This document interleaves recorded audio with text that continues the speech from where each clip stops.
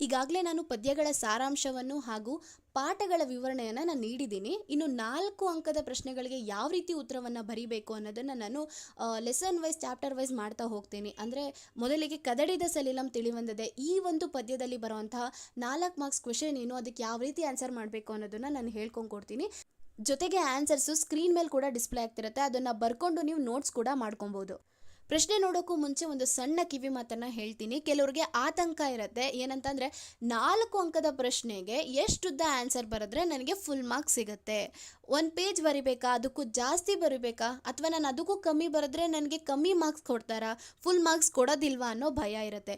ನೀವು ಈ ರೀತಿ ಯೋಚನೆ ಮಾಡೋದ್ರಿಂದ ಯಾವುದೇ ಯೂಸ್ ಇಲ್ಲ.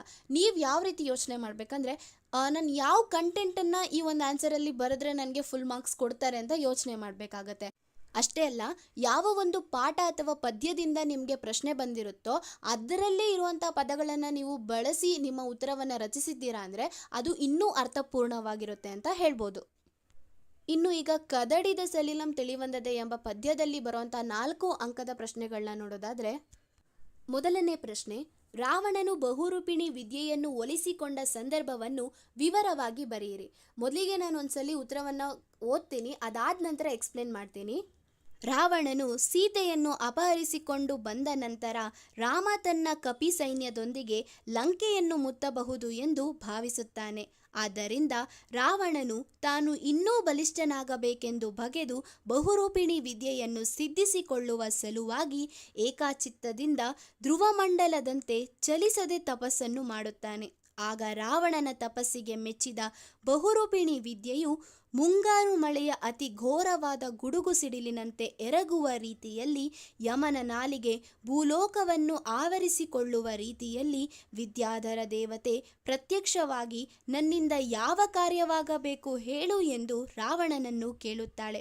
ಆಗ ರಾವಣ ರಾಮ ಲಕ್ಷ್ಮಣರನ್ನು ಸೋಲಿಸಲು ಸಕಲ ವಿದ್ಯೆಯನ್ನು ದಯಪಾಲಿಸು ಎಂದುದಕ್ಕೆ ಬಹುರೂಪಿಣಿ ವಿದ್ಯಾದೇವತೆ ರಾಮ ಲಕ್ಷ್ಮಣರನ್ನು ಹೊರತುಪಡಿಸಿ ಮಿಕ್ಕೆಲ್ಲರನ್ನೂ ಸಾಯಿಸುವುದಾಗಿ ತಿಳಿಸುವುದರಿಂದ ರಾವಣನಿಗೆ ನಿರಾಸೆ ಮೂಡಿ ಅದರಿಂದ ನನಗೆ ಯಾವುದೇ ಪ್ರಯೋಜನವಿಲ್ಲ ಎಂದು ಹೊರಡುತ್ತಾನೆ.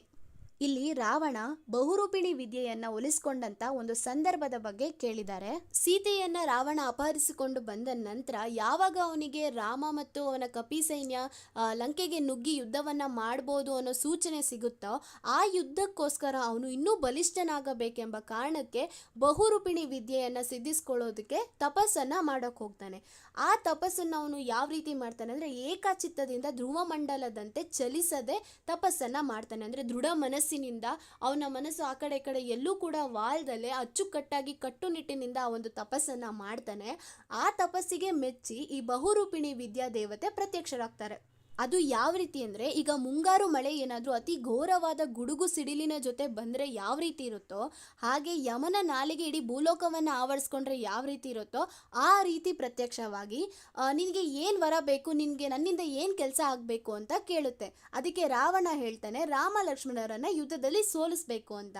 ಆದರೆ ವಿದ್ಯಾಧರ ದೇವತೆ ಅಥವಾ ಬಹುರೂಪಿಣಿ ವಿದ್ಯೆ ಏನು ಹೇಳ್ತಾರೆ ಅಂದರೆ, ನಾನು ರಾಮ ಲಕ್ಷ್ಮಣರನ್ನು ಬಿಟ್ಟು ಇನ್ಯಾರನ್ನೂ ಕೂಡ ಉಳಿಸೋದಿಲ್ಲ, ಎಲ್ಲರೂ ಸಾಯಿಸ್ತೀನಿ, ಆದರೆ ಅವರಿಬ್ರಿಗೆ ನಾನು ಏನು ಮಾಡಲ್ಲ ಅಂತ ಹೇಳುತ್ತೆ. ಇದಕ್ಕೆ ಬೇಜಾರಾದ ರಾವಣ ನಂಗೆ ಇದರಿಂದ ಯಾವುದೇ ಪ್ರಯೋಜನ ಇಲ್ಲ ಅಂತ ಹೇಳಿ ಅಲ್ಲಿಂದ ಹೊರಡ್ತಾನೆ.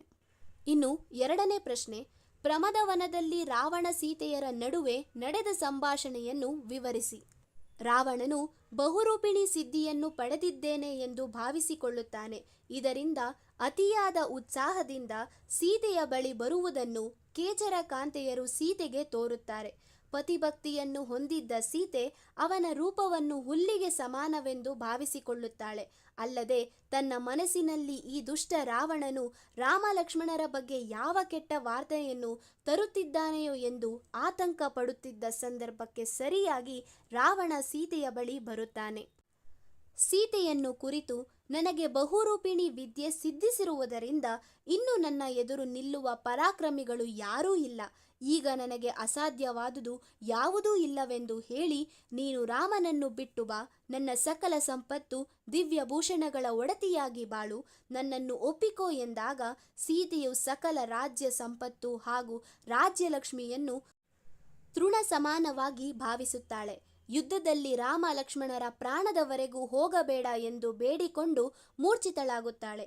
ಈ ರೀತಿ ಸೀತೆಯು ತುಂಬ ದುಃಖಿತಳಾಗಿ ನೆಲದ ಮೇಲೆ ಬಿದ್ದಿರುವುದನ್ನು ಕಂಡ ರಾವಣನಿಗೆ ಸೀತೆಯ ಮೇಲೆ ವೈರಾಗ್ಯ ಮೂಡುತ್ತದೆ. ಇಲ್ಲಿ ಪ್ರಮದವನದಲ್ಲಿ ರಾವಣ ಹಾಗೂ ಸೀತೆಯ ನಡುವೆ ನಡೆದಂಥ ಒಂದು ಸಂಭಾಷಣೆಯ ಬಗ್ಗೆ ಕೇಳಿದ್ದಾರೆ. ರಾವಣ ಅವನಿಗೆ ಬಹುರೂಪಿಣಿ ವಿದ್ಯೆ ಸಿಕ್ಕಿದೆ ಅಂತ ತುಂಬ ಉತ್ಸಾಹದಿಂದ ಖುಷಿಯಿಂದ ಸೀತೆ ಇರೋ ಕಡೆ ಬರ್ತಾ ಇರ್ತಾನೆ. ಇದನ್ನು ನೋಡಿದಂತಹ ಕೇಚರ ಕಾಂತೆಯರು, ಸೀತೆ ಜೊತೆ ಇದ್ದಂತಹ ಕೇಚರ ಕಾಂತೆಯರು ಅವಳಿಗೆ ಇದನ್ನು ತಿಳಿಸ್ತಾರೆ. ಆದರೆ ಪತಿಭಕ್ತಿಯನ್ನು ಹೊಂದಿದಂಥ ನಮ್ಮ ಸೀತಾಗೆ ಅವನ ಒಂದು ರೂಪ ಹುಲ್ಲಿನ ಸಮಾನವಾಗಿ ಕಾಣಿಸುತ್ತೆ. ಇನ್ನು ರಾಮ ಲಕ್ಷ್ಮಣರ ಬಗ್ಗೆ ಅದ್ಯಾವ ಕೆಟ್ಟ ವಾರ್ತೆ ತರ್ತಿದ್ದಾನಪ್ಪ ಇವನು ಅಂತ ಅವಳು ಮನಸ್ಸೊಳಗೇನೆ ಭಯವನ್ನು ಪಡ್ತಾಳೆ. ಸೀತೆಯ ಬಳಿ ಬಂದಂಥ ರಾವಣ, ನನಗೆ ಬಹುರೂಪಿಣಿ ವಿದ್ಯೆ ಸಿಕ್ಕಿದೆ, ಇದರಿಂದ ನನ್ನನ್ನು ಯಾರೂ ಸೋಲ್ಸೋದಿಕ್ಕೆ ಆಗಲ್ಲ, ನನ್ನ ಮೀರಿಸೋದು ಈ ಮೂರು ಲೋಕದಲ್ಲಿ ಯಾರ ಕೈಲಿಂದನೂ ಆಗಲ್ಲ, ನೀನು ಸುಮ್ಮನೆ ನಿನ್ನ ರಾಮನನ್ನು ಬಿಟ್ಟು ನನ್ನ ಜೊತೆ ಬಾ, ಸಕಲ ಸಂಪತ್ತಿಗೂ ನೀನೇ ಒಡತಿಯಾಗು ಅಂತ ಹೇಳ್ತಾನೆ. ಆದರೆ ಸೀತೆಗೆ ಅದೆಲ್ಲ ಬರೀ ಒಂದು ಹುಲ್ಕಡ್ಡಿ ಸಮಕ್ಕಷ್ಟೇ ಅವಳಿಗೆ ಅನಿಸ್ತಿರತ್ತೆ. ಅಷ್ಟೇ ಅಲ್ಲ, ಅವಳು ಹೇಳ್ತಾಳೆ, ಯುದ್ಧದಲ್ಲಿ ದಯವಿಟ್ಟು ರಾಮ ಲಕ್ಷ್ಮಣರಿಗೆ ಏನೂ ಮಾಡಬೇಡ ಅಂತ ಅವಳು ಕೇಳ್ಕೊಳ್ತಾಳೆ. ಹಾಗೆ ಹೇಳ್ತಾನೆ ಅವಳು ಅಲ್ಲೇ ತಲೆ ಸುತ್ತು ಬೀಳ್ತಾಳೆ, ಮೂರ್ಛಿತಳಾಗ್ತಾಳೆ.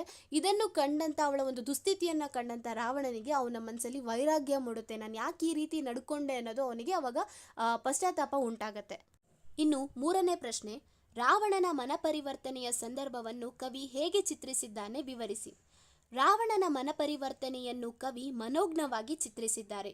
ರಾವಣನು ಸೀತೆಯನ್ನು ವರಿಸಿಕೊಳ್ಳಲು ಪ್ರಯತ್ನಿಸಿದಾಗ ಮನನೊಂದ ಸೀತೆ ಮೂರ್ಛಿತಳಾಗಿ ನೆಲಕ್ಕೆ ಬೀಳುತ್ತಾಳೆ. ಅದನ್ನು ಕಂಡ ರಾವಣನಿಗೆ ಸೀತೆಯ ಮೇಲೆ ಅನುಕಂಪದಿಂದ ಮನಪರಿವರ್ತನೆಯಾಗಿ ವೈರಾಗ್ಯ ಮೂಡುತ್ತದೆ. ಸೀತೆಯ ಇಂತಹ ಸ್ಥಿತಿಗೆ ನಾನೇ ಕಾರಣವೆಂದು ರಾವಣನು ಬಗೆಯುತ್ತಾನೆ. ಈ ಸಂದರ್ಭದಲ್ಲಿ ಕವಿಯು ಕದಡಿ ಹೋಗಿದ್ದ ಕೊಳ ಸ್ವಲ್ಪ ಸಮಯದ ನಂತರ ಹೇಗೆ ತನಗೆ ತಾನೇ ತಿಳಿಯಾಗುತ್ತದೆಯೋ ಹಾಗೆ ರಾವಣನು ಸೀತೆಯ ಮೇಲೆ ಇದ್ದ ತನ್ನ ದುಷ್ಟ ಬುದ್ಧಿ ಹೋಗಿ ಆಕೆಯ ಮೇಲೆ ಗೌರವದ ಭಾವನೆ ಬೆಳೆಸಿಕೊಂಡನು. ಅಲ್ಲದೆ ಸೂರ್ಯನಿಗೆ ಹತ್ತಿದ್ದ ಸಂಧ್ಯಾರಾಗವನ್ನು ಸೂರ್ಯನು ಹೇಗೆ ನಿವಾರಿಸಿಕೊಳ್ಳುತ್ತಾನೆಯೋ ಹಾಗೆ ರಾವಣನಲ್ಲಿ ಸೀತೆಯ ಬಗ್ಗೆ ಕರುಣೆ ಮೂಡಿ ತನ್ನಲ್ಲಿಯ ತಪ್ಪನ್ನು ತಾನೇ ಸರಿಪಡಿಸಿಕೊಳ್ಳುತ್ತಾನೆ. ಈ ರೀತಿಯಾಗಿ ರಾವಣನ ಮನಸ್ಥಿತಿಯನ್ನು ಕವಿಯು ಅರ್ಥಪೂರ್ಣವಾಗಿ ತಿಳಿಸಿದ್ದಾರೆ.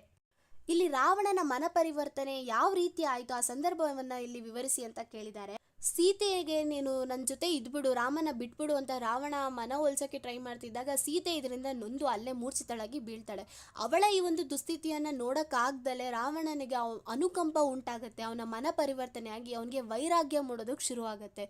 ಈ ಒಂದು ಸೀತೆಯ ಒಂದು ದುಸ್ಥಿತಿಗೆ ಅವಳು ಈ ರೀತಿ ಆಗೋದಕ್ಕೆ ನಾನೇ ಕಾರಣ ಅಂತ ಅವನು ಬೇಜಾರಾಗ್ತಾನೆ.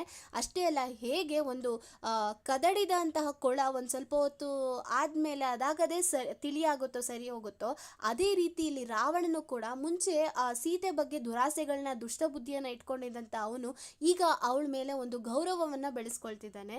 ಅಂದರೆ ಅವನು ಚೇಂಜ್ ಆಗ್ತಿದ್ದಾನೆ. ಅವನ ಮುಂಚೆ ಇದ್ದಂತಹ ಒಂದು ಆಲೋಚನೆ ಇವಾಗ ಬದಲಾಗಿದೆ ಅಂತಲೇ ಹೇಳ್ಬೋದು. ಹೇಗೆ ಸೂರ್ಯ ಅವನಿಗೆ ಹತ್ತಿದಂಥ ರಾಗವನ್ನು ಅವನೇ ನಿವಾರಿಸ್ಕೊಳ್ತಾನೋ ಅದೇ ರೀತಿ ಇಲ್ಲಿ ರಾವಣ ಕೂಡ ಸೀತೆ ಮೇಲೆ ಈಗ ಅವನಿಗೆ ಕರುಣೆ ಬಂದಿದೆ, ಅವನ ತಪ್ಪು ಏನು ಅನ್ನೋದು ಅವನಿಗೆ ಅರಿವಾಗಿದೆ. ಈ ರೀತಿಯ ರಾವಣನ ಮನಸ್ಥಿತಿಯನ್ನು ಇಲ್ಲಿ ನಾವು ಅರ್ಥ ಮಾಡಿಸಿದ್ದಾರೆ ಕವಿ, ಅರ್ಥಪೂರ್ಣವಾಗಿದೆ ಅಂತ ಇಲ್ಲಿ ಹೇಳ್ಬೋದು. ಇನ್ನು ನಾಲ್ಕನೇ ಪ್ರಶ್ನೆ, ರಾವಣನಲ್ಲಿ ಕಂಡುಬರುವ ಪಶ್ಚಾತ್ತಾಪವನ್ನು ಕವಿ ಹೇಗೆ ನಿರೂಪಿಸಿದ್ದಾನೆ.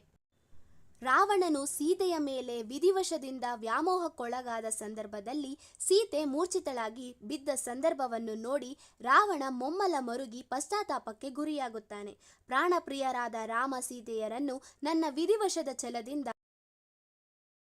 ದೂರ ಮಾಡಿದ ಅಪಕೀರ್ತಿಗೆ ಗುರಿಯಾದೆ. ಅಲ್ಲದೆ ನನ್ನ ಅವಿವೇಕತನದಿಂದ ನನ್ನ ಪೂರ್ವಜರು ಕಾಪಾಡಿಕೊಂಡು ಬಂದಿದ್ದ ಕುಲಮರ್ಯಾದೆಯನ್ನು ನಾನೇ ನಾಶ ಮಾಡಿಕೊಂಡಂತಾಯಿತು. ತನ್ನ ಸ್ವಂತ ತಮ್ಮನಾದ ವಿಭೀಷಣನ ಒಳ್ಳೆಯ ಮಾತುಗಳನ್ನು ಕೇಳದೆ ಅವನಿಗೆ ಹೊಡೆದು ಅವಮಾನಿಸಿ ನಿಂದಿಸಿ ತಮ್ಮ ಎಂಬ ಬಾಂಧವ್ಯವನ್ನು ನೋಡದ ದುಷ್ಟ ನಾನು. ವಿಷಯ ಲಾಲಸೆಯ ಅಮಲೇರಿದ ನನಗೆ ಯಾರ ಮಾತು ತಾನೇ ಕೇಳುತ್ತದೆ ಎಂದು ತನಗೆ ತಾನೇ ಪಶ್ಚಾತ್ತಾಪದಿಂದ ಮರುಗುತ್ತಾನೆ. ಇಲ್ಲಿ ರಾವಣನಲ್ಲಿ ಕಂಡುಬರುವಂತಹ ಪಶ್ಚಾತ್ತಾಪದ ಬಗ್ಗೆ ಕವಿ ಹೇಗೆ ನಿರೂಪಿಸಿದ್ದಾರೆ ಅನ್ನೋದ್ರ ಬಗ್ಗೆ ಕೇಳಿದ್ದಾರೆ. ರಾವಣ ವಿಧಿವಶದಿಂದ ಸೀತೆಯ ಮೇಲೆ ವ್ಯಾಮೋಹಕ್ಕೆ ಒಳಗಾಗಿರ್ತಾನೆ. ಆದರೆ ಯಾವಾಗ ಅವಳು ಮೂರ್ಛಿತಳಾಗಿ ಬೀಳ್ತಾಳೋ ಅವಳ ದುಸ್ಥಿತಿಯನ್ನು ಕಂಡ ಅವನು ಮೊಮ್ಮಲ್ಲ ಮೊರೆಗೆ ಅಂದರೆ ಅವನಿಗೆ ತಪ್ಪು ಅರಿವಾಗಿ ಅವನು ಪಶ್ಚಾತ್ತಾಪವನ್ನು ಪಡೋಕೆ ಶುರು ಮಾಡ್ತಾನೆ. ನನ್ನ ಈ ಕೆಟ್ಟ ಛಲದಿಂದ ರಾಮ ಸೀತಾರನ್ನು ದೂರ ಮಾಡಿದ ಅಪಕೀರ್ತಿಗೆ ಗುರಿಯಾದ್ನಲ್ಲ, ಅವತ್ತಿಂದ ನನ್ನ ಪೂರ್ವಜರು ಕಾಪಾಡ್ಕೊಂಡು ಬಂದಿದ್ದಂಥ ಕುಲ ಮರ್ಯಾದೆಯನ್ನು ಕೂಡ ನನ್ನ ಅವಿವೇಕತನದಿಂದ ನನ್ನ ನಾಶ ಮಾಡ್ಕೊಂಡಂಗಾಯ್ತಲ್ಲ. ನನ್ನ ಸ್ವಂತ ತಮ್ಮನಾದ ವಿಭೀಷಣ ಕೂಡ ನನಗೆ ಬುದ್ಧಿ ಹೇಳಕ್ ಬಂದ್ರು ನಾನು ಅದನ್ನೂ ಕೇಳಿಸ್ಕೊಳ್ಳಿಲ್ಲ. ಅಷ್ಟಕ್ಕೂ ಅಮಲೇರಿದ್ದ ನನಗೆ ಇವೆಲ್ಲ ಎಲ್ಲಿಂದ ಕೇಳಿಸ್ಬೇಕು ಅಂತ ಮರುಗ್ತಾನೆ, ಪಶ್ಚಾತ್ತಾಪವನ್ನ ಪಡ್ತಾನೆ. ಇನ್ನು ಕೊನೆಯ ಹಾಗೂ 5ನೇ ಪ್ರಶ್ನೆ, ಕದಡಿದ ಸಲಿಲಂ ತಿಳಿವಂದದೆ ಕಾವ್ಯ ಭಾಗದಲ್ಲಿ ಕಂಡುಬರುವ ರಾವಣನ ವ್ಯಕ್ತಿತ್ವವನ್ನು ವಿಮರ್ಶಿಸಿ ನಿಮ್ಮ ಮಾತುಗಳಲ್ಲಿ ಉತ್ತರಿಸಿರಿ. ಅಭಿನವ ಪಂಪನೆಂದು ಖ್ಯಾತನಾದ ನಾಗಚಂದ್ರನು ತನ್ನ ಕೃತಿಯಲ್ಲಿ ರಾವಣನ ಪಾತ್ರಕ್ಕೆ ಹೊಸ ದೃಷ್ಟಿಕೋನವನ್ನು ನೀಡಿದ್ದಾರೆ. ರಾವಣನು ಒಬ್ಬ ಉದಾತ್ತ ಧೀಮಂತ ನಾಯಕನಾಗಿದ್ದು ಬಹು ಪರಾಕ್ರಮಿಯು ಅತಿ ಪೌರುಷವುಳ್ಳವನಾಗಿದ್ದು ಪರಸ್ತ್ರೀ ವಿರಂಗನ ವ್ರತವನ್ನು ಕಟ್ಟುನಿಟ್ಟಾಗಿ ಪಾಲಿಸಿದವನು. ಆದರೆ ವಿಧಿಯ ವಶಕ್ಕೆ ಸಿಲುಕಿ ತನಗೆ ತಾನೇ ಅಪಕೀರ್ತಿಗೆ ಗುರಿಯಾಗುತ್ತಾನೆ. ಈ ಪದ್ಯ ಭಾಗದಲ್ಲಿ ರಾಮ ಲಕ್ಷ್ಮಣರನ್ನು ಸೋಲಿಸಲು ಬಹುರೂಪಿಣಿ ವಿದ್ಯೆಯನ್ನು ಸಾಧಿಸಿ ಅದರಿಂದ ಸಂಪೂರ್ಣ ತೃಪ್ತನಾಗದೆ ಹೇಗಾದರೂ ಮಾಡಿ ಸೀತೆಯ ಮನಸ್ಸನ್ನು ಗೆಲ್ಲುವ ಮನಸ್ಸು ಮಾಡುತ್ತಾನೆ. ಆದರೆ ಸೀತೆಯಿಂದ ತಿರಸ್ಕಾರಕ್ಕೆ ಗುರಿಯಾದ ರಾವಣ ತನ್ನ ದುರ್ನಡತೆಗೆ ತಾನು ಮರುಗುವುದು ಈ ಪದ್ಯದ ಪ್ರಮುಖಾಂಶ.